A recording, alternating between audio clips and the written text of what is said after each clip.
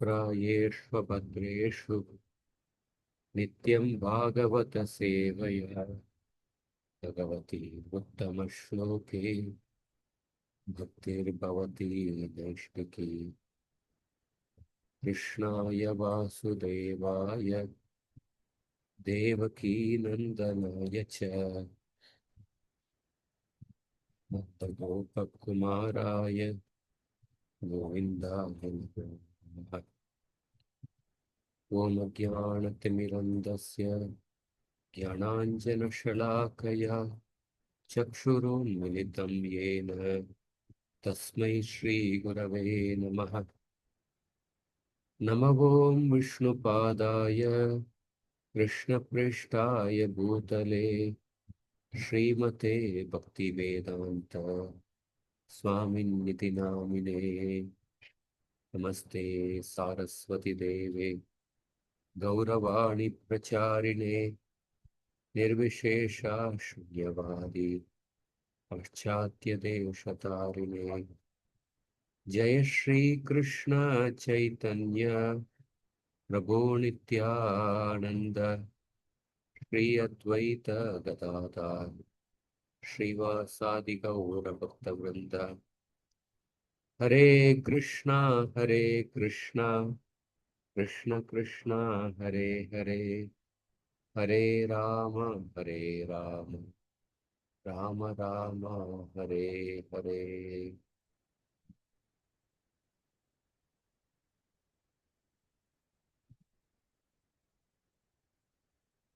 Hare Krishna.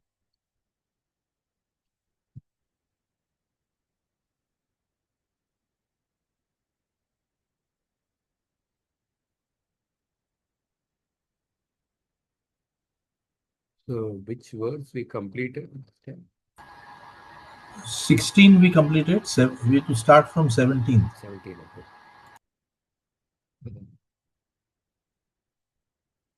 Mm.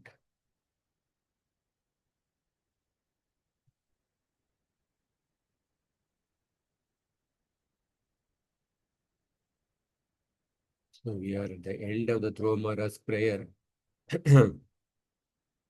So these 12 prayers of Dhruva Maharaj, they are compared to the 12 Adityas. I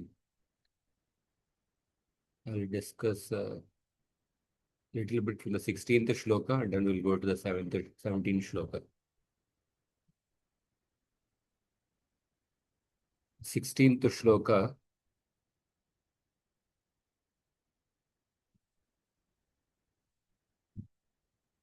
We can repeat after me.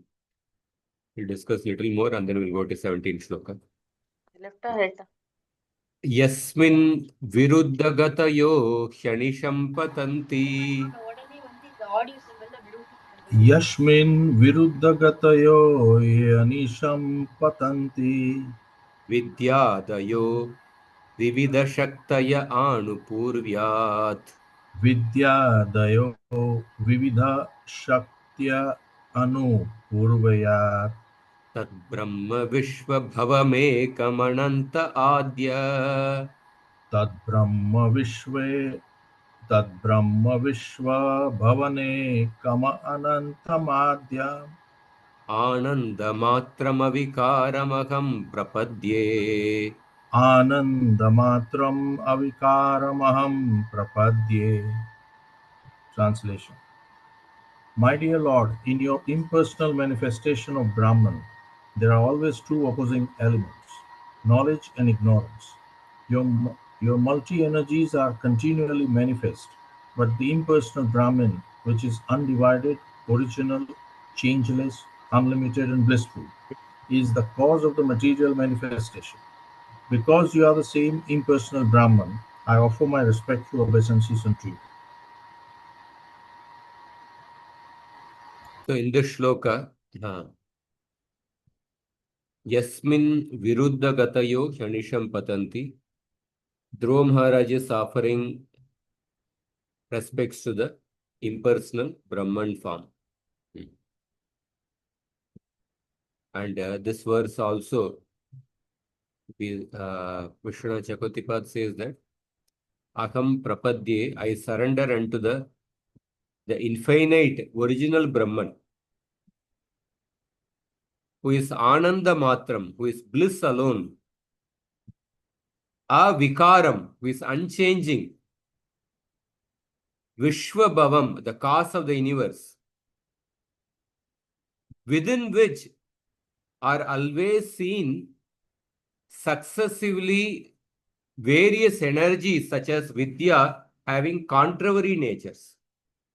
Yasmin viruddha gatayo hyanisham patanti vidyadayo vivida shaktaya anupurvyat. So these first two lines I want to discuss a little more.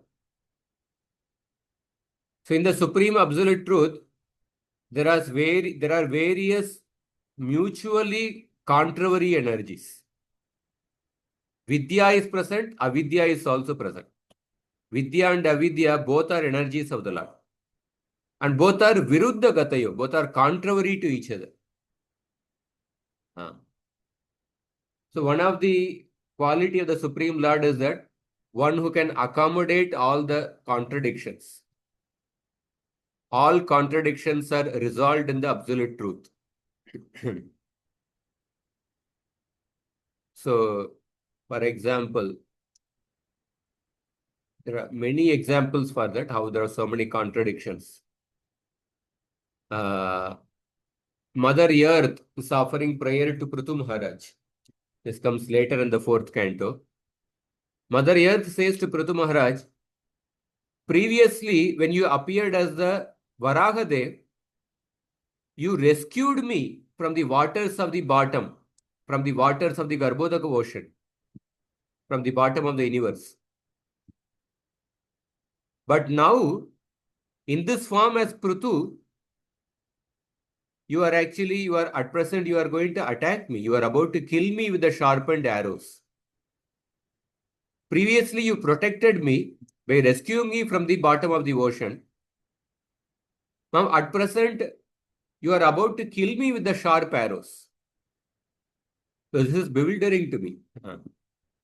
So Prabhupada also says that the same Lord who protected Mother Earth in one form, now he is about to attack Mother Earth. This is inconceivable how the Lord's activities are. Because we will see when Prithu Maharaj, that chapter, why the Lord Prithu Maharaj was doing that. But Mother Earth was not supplying the food grains. Therefore, Prithu Maharaj, for the sake of the whole kingdom, he was about to punish Earth. But the point is that Lord exhibits the contrary qualities. So Krishna can be impartial to the whole universe, at the same time partial to his devotees. Sarvatmana samadrisho yadvayasya anaham krite tatkritam mati vaishamyam niravadyasya nakvachit. Krishna is there in everyone's heart of the super soul. It is equally kind to everyone. And is free from the false ego of differentiation. Therefore, he is absolutely free from Vishama Buddhi, material inebriety. He is equibalanced. But Tatapyekanta Bhakteshu Pashyabhupanu Kampitam Yanme Sums Tyajata Sakshat Krishno Darshanamagata. Despite being equal to everyone, you have graciously come before me when I am ending my life, because I am your unflinching servitor. Bhishma is speaking this to Krishna. That's why Krishna says, Samoham sarva bhuteshu name dveshyosti na priyaha ye bhajanti tumam bhaktya mayate teshu chapyam. Krishna says that I am equal to everyone, but at the same time I show my special favor to my devotees. So Krishna has both the qualities of impartiality and as well as partiality. Both are mutually contradictory qualities. Daksha Prajapati, the 6th canto, in the Hamsa Gukhya prayer, he's also talking about this. Yat Chaktayo Vadatam Vadinam Vai Vivada Samvada Bhuo Bhavanti Kurvanti Chaisham Muhuratma Moham Tasmai namo ananta gunaya bhumne. Let me offer respectful obeisances unto the Supreme All-Pervading One, who is endowed with unlimited transcendental qualities.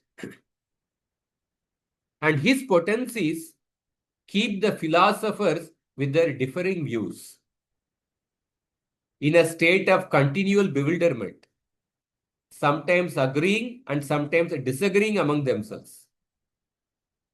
Indeed, their arguments remain ever inconclusive. So, because Krishna has mutually contradictory potencies, because of that, the philosophers are always arguing with each other. They are in a continuous bewilderment. Some philosophers say that absolute truth is impersonal. Some philosophers say the absolute truth is personal. Actually, the absolute truth has both the personal aspect as well as the impersonal aspect. Some people say absolute truth is only impersonal. Some people say absolute truth is only personal. But the fact is that absolute truth has both these aspects. So, one of the energies of the Lord, Maya, it causes bondage.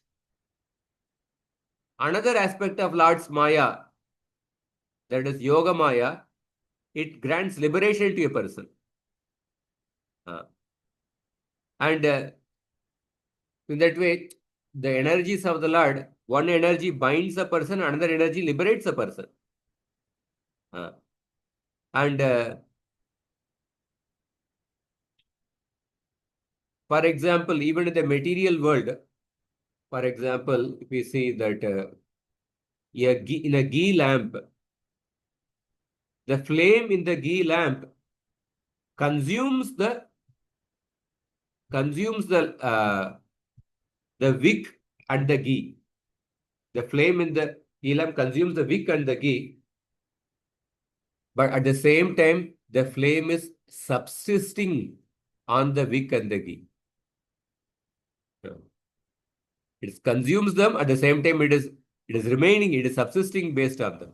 The mutually contradictory quality. Ghee is motionless, at the same time the ghee is moving through the wick. So ghee is actually, it enhances the flame to burn nicely. It is aiding the flame to burn nicely. At the same time, the same ghee, if you pour in greater quantity, the flame can also get extinguished. You suddenly pour a huge quantity of ghee, that the flame can also get extinguished. In that way, we see even in our practical world, different energies, they are simultaneously in harmony and disharmony. So Daksha Prajapati says that your energies are mutually contradictory. And because of that, the philosophers are agreeing and disagreeing. They are constantly having a discussion, sometimes agreeing, sometimes disagreeing, and they are in a state of bewilderment. So Bhagavan is the source of the cosmos. At the same time, he undergoes no transformation. Generally, in this world, when a person creates something, he undergoes transformation. Generally, a cause undergoes some change in order to produce something else. Earth is there. Earth undergoes transformation in order to produce the pot. Earth undergoes transformation in order to produce a cloth. A seed undergoes transformation to become a sprout and then to become a tree. But Bhagavan is the source of the cosmos, but he undergoes no transformation. It is contradictory. Although such contradictions are there, Bhagavan is unlimited, all-pervading. At the same time, he has a personal form, which is a limited form. So all such contradictions are reconciled in the Supreme Lord. So therefore, the absolute truth is defined as that all-inclusive reality wherein all the contradictory extremes meet and are reconciled. So Upanishads also, there are many such statements. Ishopanishad, if you see, Apanipado Javano Grahita Pashyat Achakshu Sa Shinot Akarnaha. Apanipado, the Lord has no feet, the Lord has no legs and no hands. But Javano Grahita, but yet he is the swiftest runner. Pashyati Achakshu, he sees without eyes. Sa Shnoti Akarnaha, he hears, but he hears, but he is without ears. So like the Upanishads also describe the absolute truth in contradictory terms. Gita also 13th chapter, there are shlokas.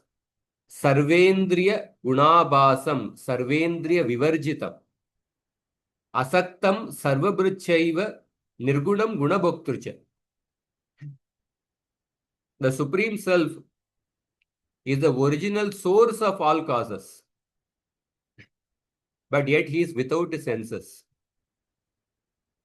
He is unattached, but he is the maintainer of all living entities.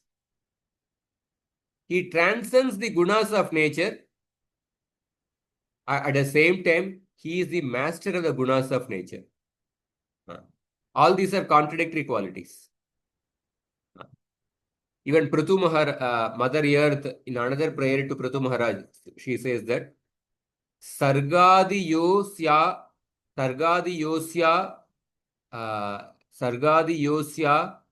Nuranaddi Sargadi Yosya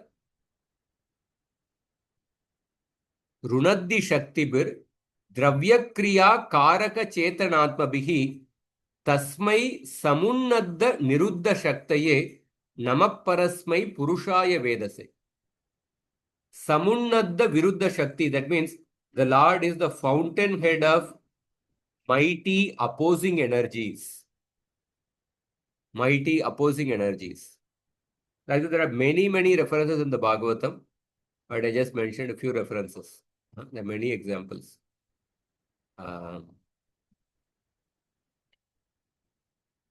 are many. So how can the Lord accommodate mutually contradictory energies? Because he has Achintya Shakti. He has the inconceivable potency which can reconcile all the contradictory aspects.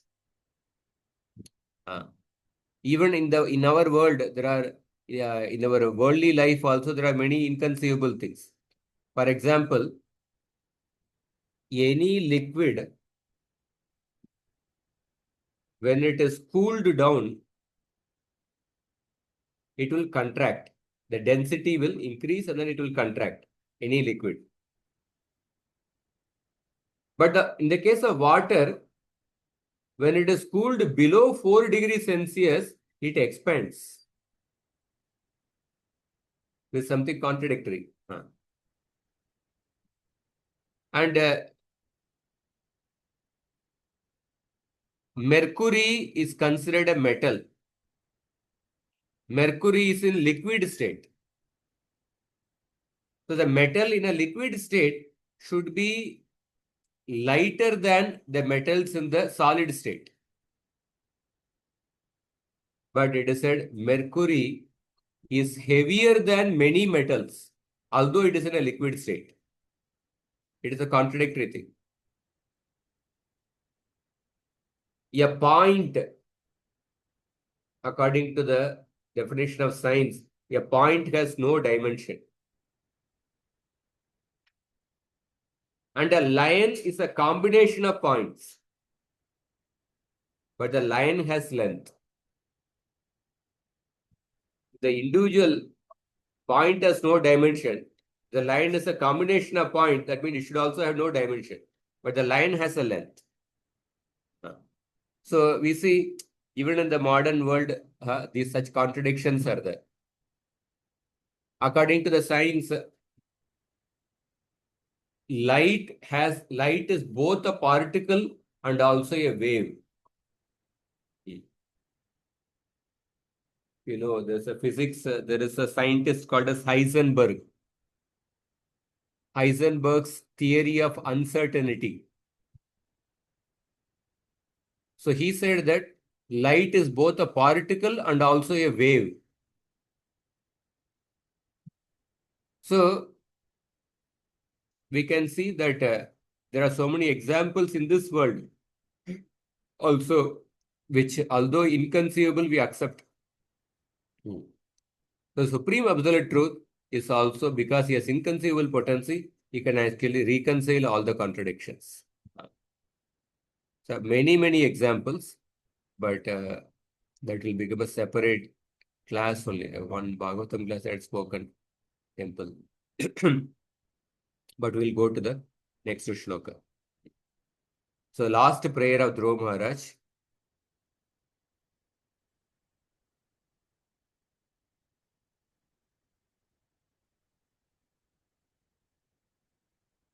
The other points we had discussed from the previous shloka.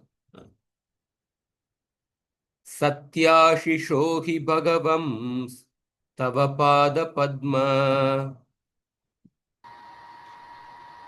सत्याशिषो हि भगवं तव पादपद्माम् ashis tathanu bhajata purusharthamurtehe आशीस्तथानुभजत पुरुषार्थमूर्ते apyeva mariya bhagavan paripati dinan अप्येवम् आर्य भगवान् परिपाति दीनान् vashreva vatsakamanugraha katarosman.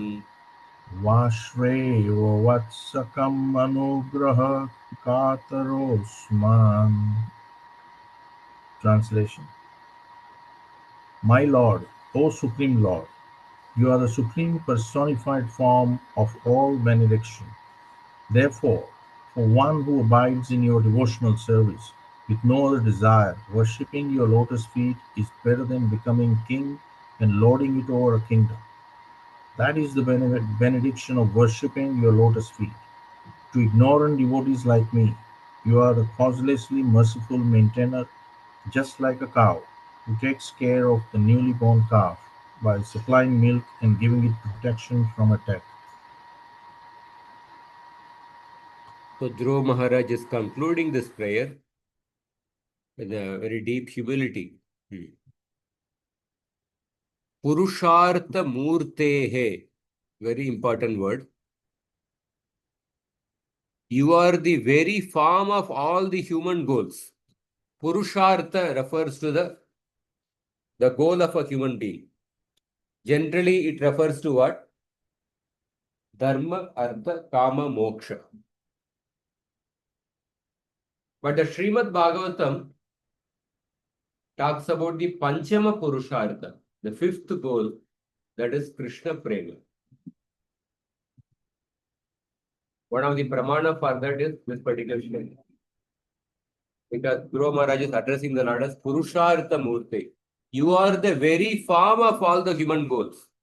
That means attaining your service is the highest goal of a human being.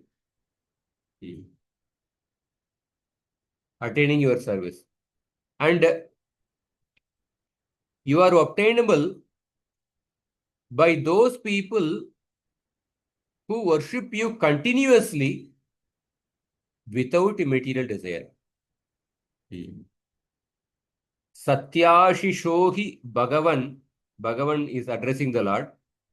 Tava pada padmam ashis tata anubhajataha. Anubhajataha means continuous worship. Satyashisha. The Prabhupada translates as Satya, real Ashisha compared with other benedictions.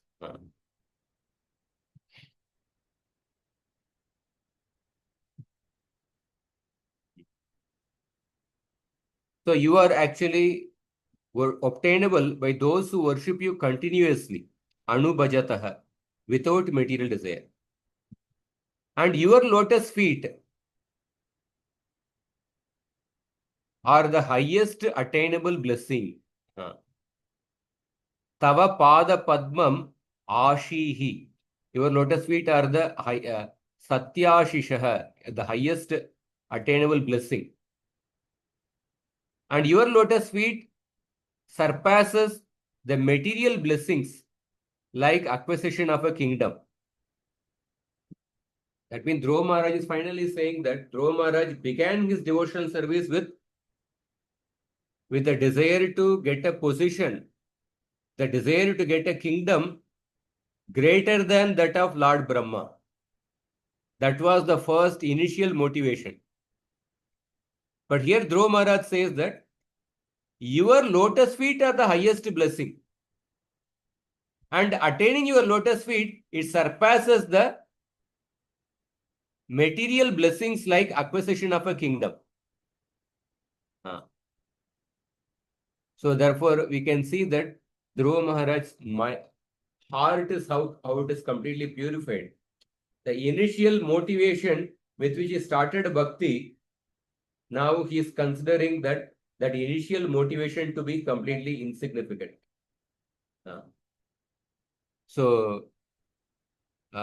And then he says that apyevam Mariya Bhagavan Paripati Dina Vashreva Vatsaka Manugraha Katarosma. See, I am a very low devotee because I started performing bhakti with a material desire.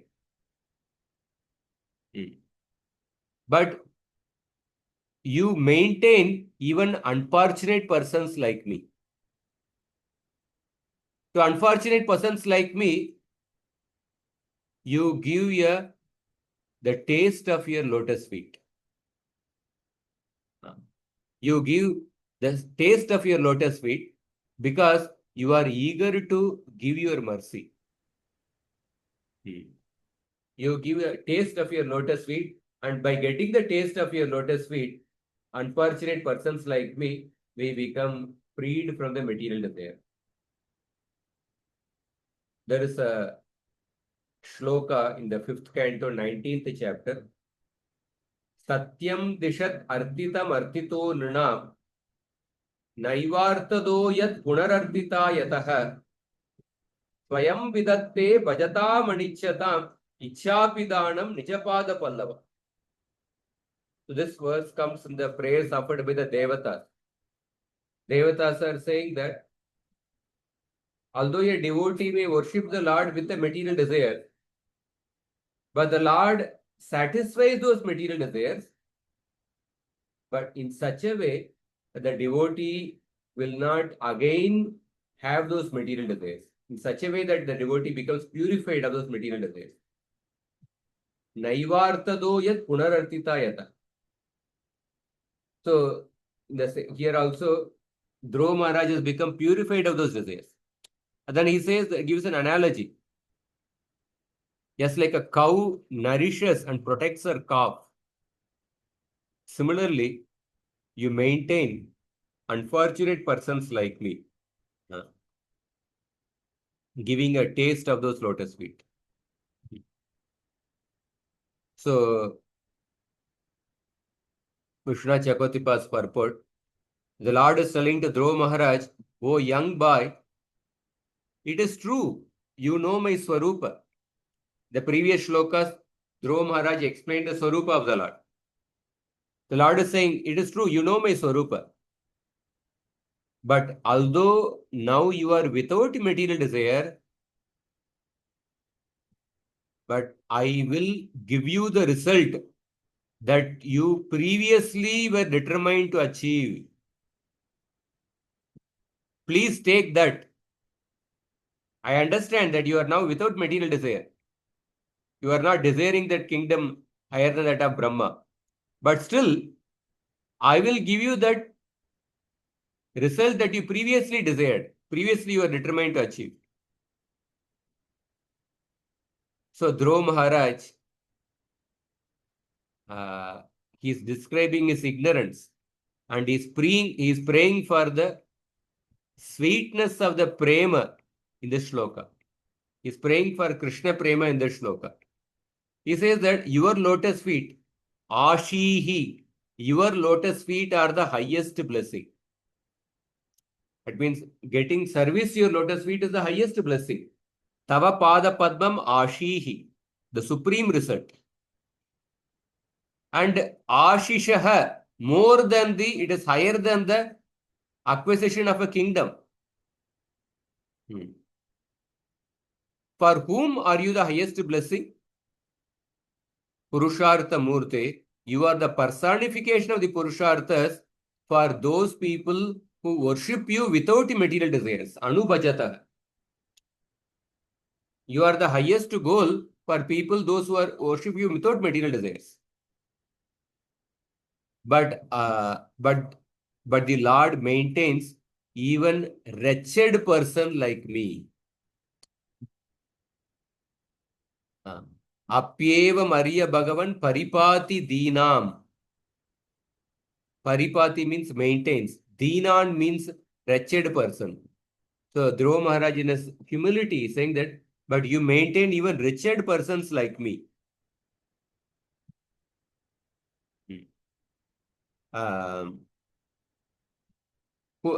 You maintain wretched persons like us who worship you with desires. By giving a little sweetness of your lotus feet, obtained by worship without desire. Although we worship you with material desire, but still you have given the taste of the sweetness of your lotus feet. In that way, you maintain even wretched devotees like me. Why are you eager to? What is the reason that you give a little sweetness of your lotus feet even to devotees who worship you with material desire? Because you are eager to give mercy. That is your compassionate nature. The Lord thinks that because he is a young boy, even though he does not know pure bhakti to me, I will give him a taste of pure bhakti's result. Even though he doesn't know pure bhakti, but I will give him a taste of pure bhakti. Although a mixed devotee approaches Krishna with a material motivation, but Krishna, because his nature is that he is eager to give his mercy, that Krishna gives the devotee the taste of pure bhakti, taste of his lotus feet. And by getting that higher taste, the devotee becomes purified of those material desires. So, Vashreva Vatsakamiga. So, Bhagavan is like a cow.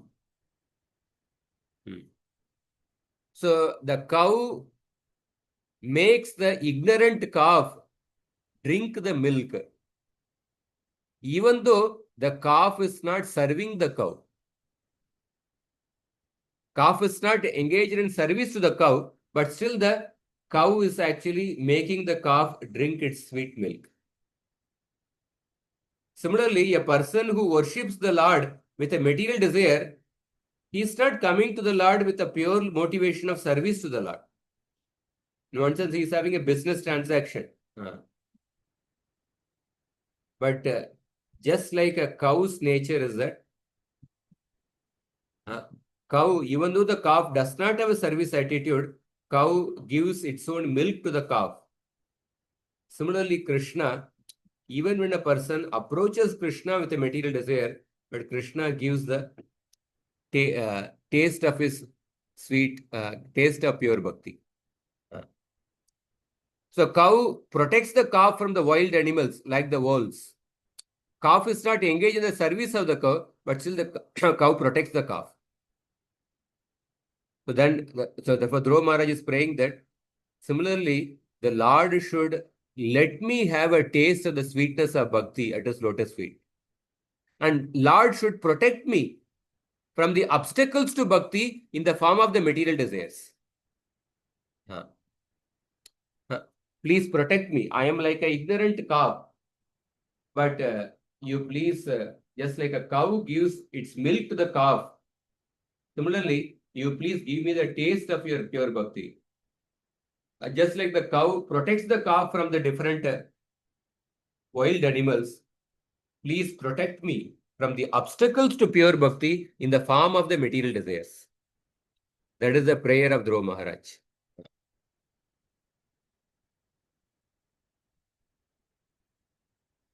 So Dhruva Maharaj is saying, worshipping your lotus feet is better than becoming a king and lording it over a kingdom. The Prabhupada's purport, Dhruva Maharaj was cognizant of the defective nature of his own devotional service. So pure devotional service means anya abhilashita shunyam jnana karma dhyanavritam. Without ulterior motives and not covered by jnana and karma. Therefore, pure devotional service is called as savai pumsam paro dharmo yato bhaktir adokshaje ahaitu kyaprati hata. It is performed without any motivation, uninterrupted. So Dhruva Maharaj was repenting. Such an adulterated devotee can never see the Supreme Personality of Godhead face to face.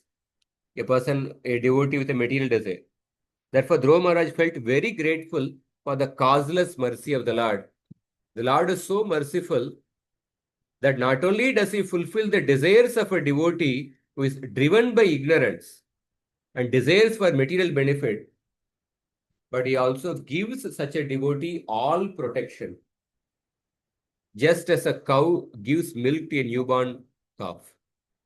In the Bhagavad Gita also, Krishna says that Tesham Satata Yuktanam Bhajatam Priti Purvakam Dadami Buddhi Yogam Tam Yenamam Upayantite.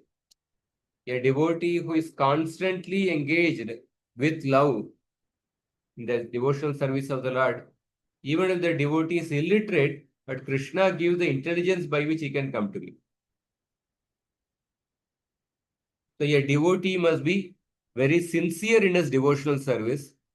Then, although there may be many things wrong on the devotee's part, Krishna will guide him and gradually elevate him to the highest position of devotional service. So Dhruva Maharaj is addressing the Lord as Purushartha Murti, ultimate goal of life. So Prabhupada explained that. Generally, Purushartha means Dharma, Artha, Kama, Moksha. He's explaining that. But actually, the ultimate goal is to understand the Supreme Personality of God. This is called the Panchama Purushartha. Mahaprabhu therefore taught us that not to ask from the Supreme Lord. Nadanam, Najanam, na Sundarim, Kavitam va Jagadisha Kamaye, Mama Janmani Janmanishware, Bhavatat Bhaktir Akaituki Tvai. The same what Lord Chaitanya spoke in the 4th verse of the Shikshashtakam, same essence is there in the shloka. So Dhruva Maharaj, being cognizant of his desire for material benefit, wanted protection from the Lord so that he might not be misled or deviation from the path of devotional service. There is also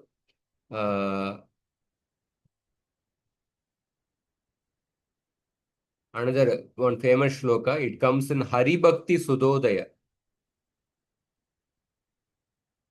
Hari Bhakti Suhodaya. I will read that shloka also. So in Hari Bhakti Suhodaya, Dhruva Maharaj is saying that Sthanabhilashi tapasi stitoham Tvam praptavan deva munindra guhyam Kacham vichinvan apidivya ratnam Swamin kritartosmi varamna yache. When Dhruva Maharaj was asked, blessed with the Supreme Lord, Dhruva Maharaj said that, "O my Lord, because I was seeking an opulent material position, I was performing severe types of tapasya. Sthanabhilashi tapasi sthitoham.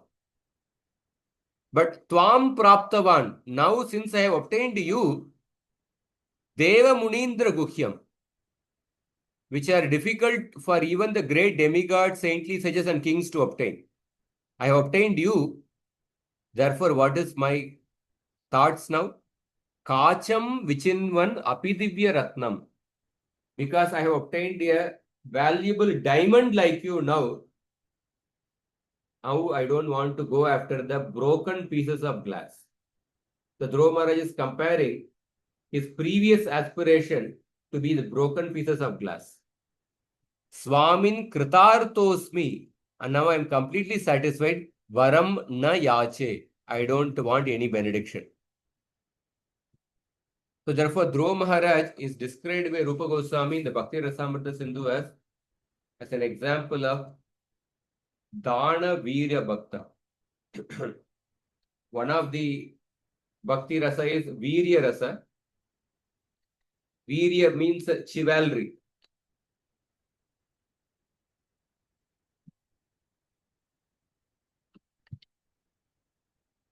So generally, we have the understanding of chivalry means somebody who is courageous in fighting the battle.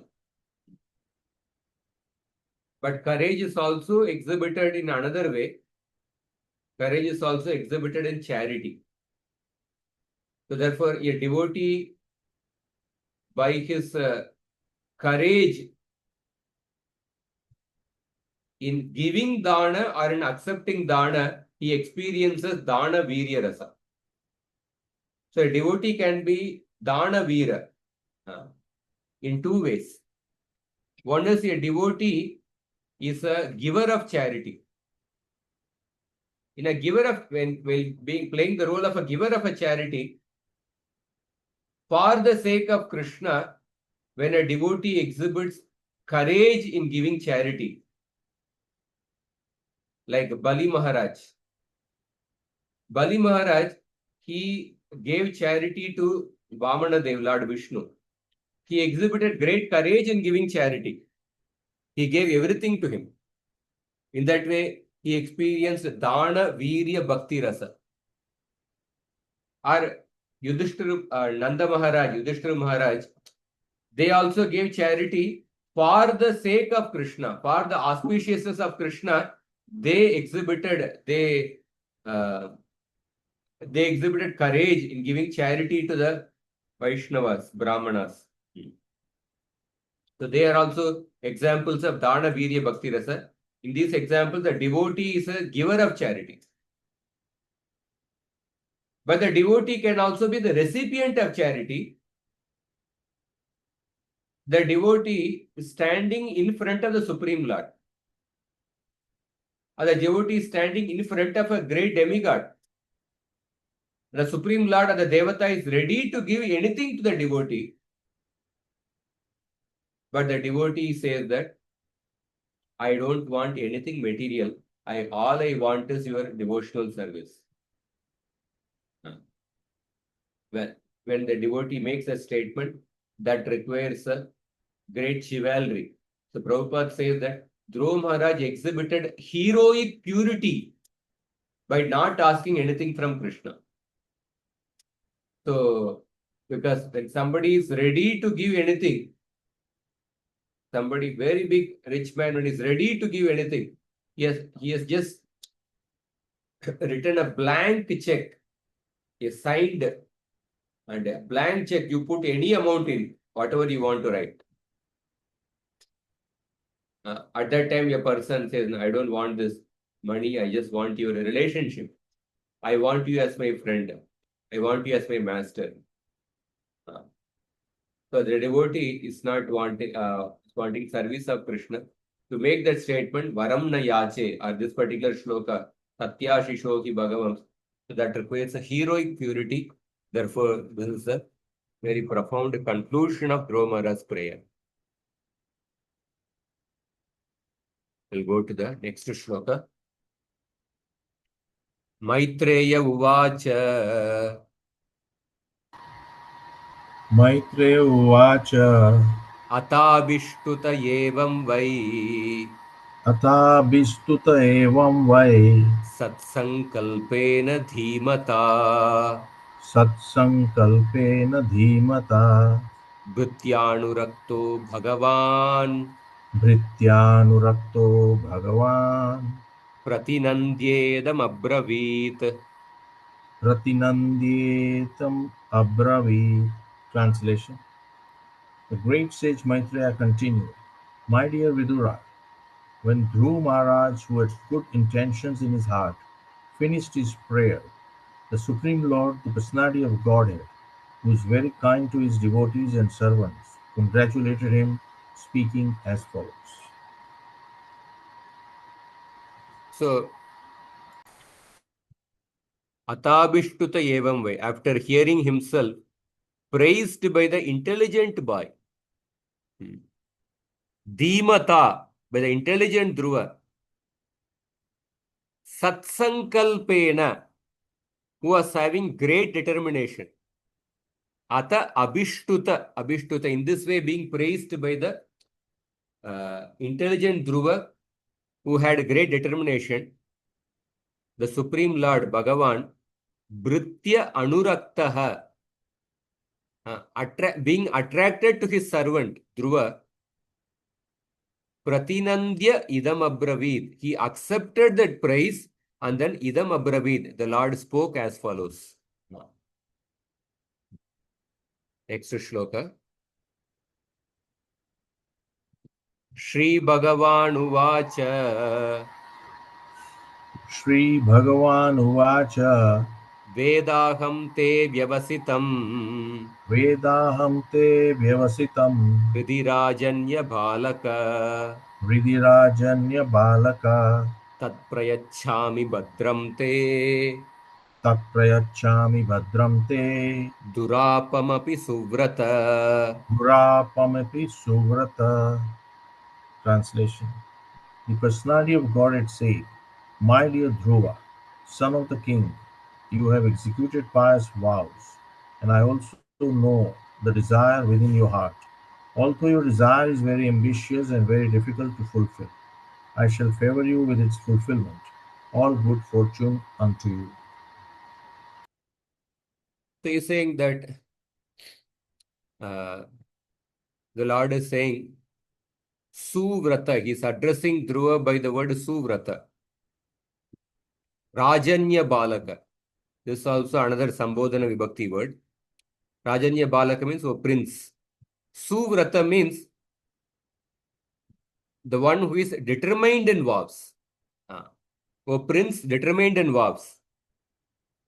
Veda aham Veda. I already know te vyavasitam, tava vyavasitam, what you have resolved in your heart.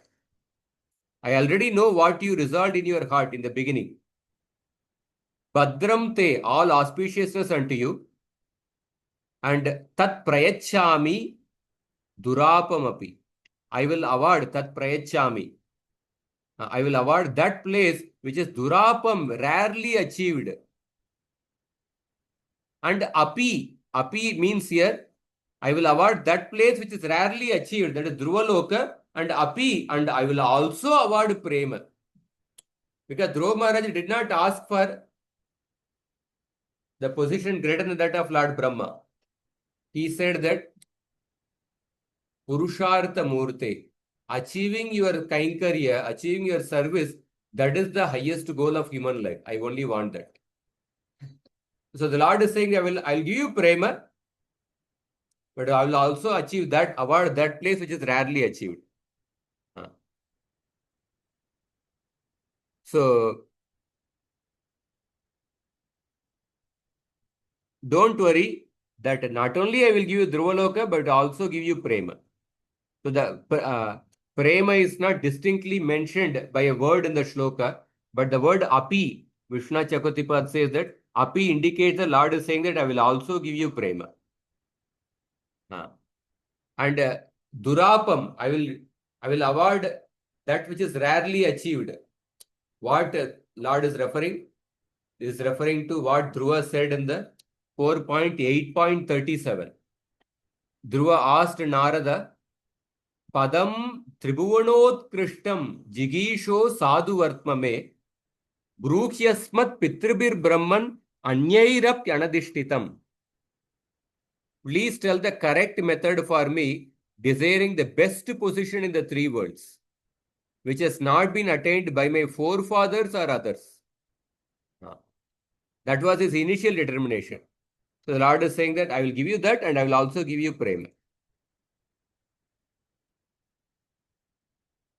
So the fact is that Dhruva Maharaj was very much afraid in his mind, for he had aspired after material benefit. And this was hampering him from reaching the stage of love of God.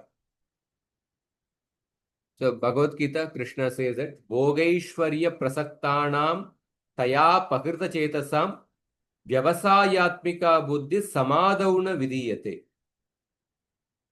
If a person is attached to Bhoga and Aishwarya, then the resolute determination for devotional service does not take place in such a person. Yeah, Dhruva Maharaj definitely wanted a kingdom that would be far greater than that of Brahmaloka. That was a natural desire for a Kshatriya. But he was only 5 years old, and in his childish way desired to have a kingdom greater than that of Brahma, his grandfather, great-grandfather. But his father Uttanapada, the son of Manu the son of Swayam, Lord Brahma. So Dhruva Maharaj wanted to excel all these great family members. But Lord knew Dhruva's childish ambition. But how was it possible to offer Dhruva a position more exalted than Lord Brahma? So the Lord assured Dhruva that he would not be bereft of prema, but at the same time he encouraged Dhruva not to be worried that he childishly had material desires, and at the same time had the pure aspiration to be a great devotee. So generally, Bhagavan does not award a pure devotee material opulence. But Dhruva Maharaj's case was different. The Lord knew that he was such a great devotee that in spite of having material opulence, he would never be deviated from love of God. So this shows that Krishna's trust in Dhruva Maharaj, that he knew that Dhruva Maharaj, he would not get distracted from the path of pure bhakti, even though he gets a Dhruva Loka. So that shows that a highly qualified devotee can have the facility of material enjoyment and at the same time execute love of God. This, however, was a special case for Dhruva Maharaj. So it is not that devotees are always poor or something. A devotee can be having the best of the facilities. At the same time, he may be steadily situated in pure bhakti also. So that shows that Lord's trust in the pure devotee, that such examples are also there.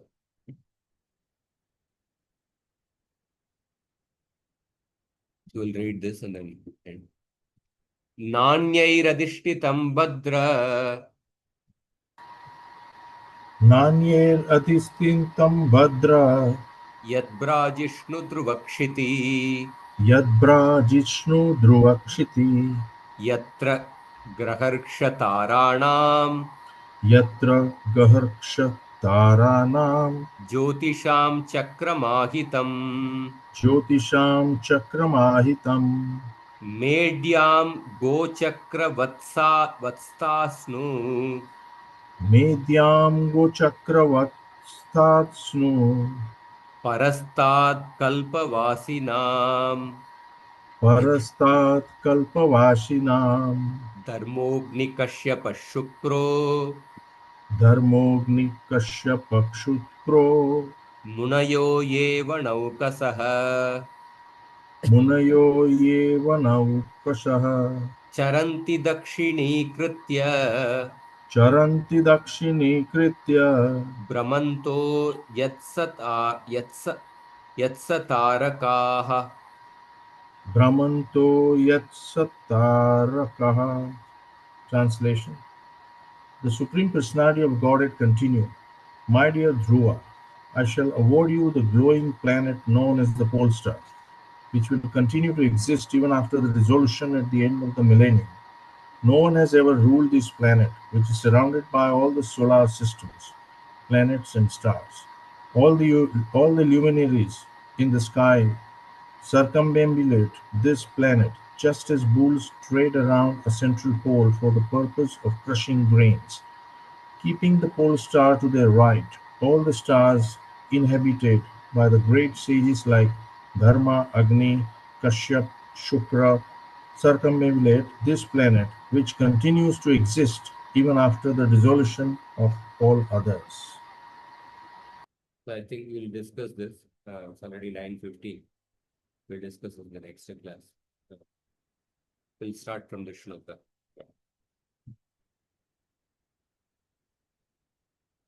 If anybody has any questions or comments, we'll take.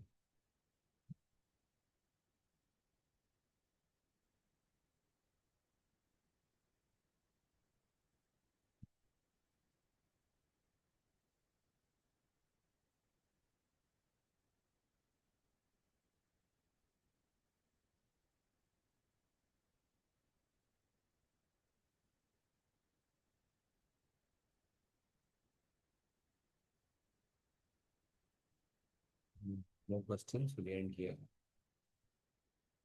Thank you very much.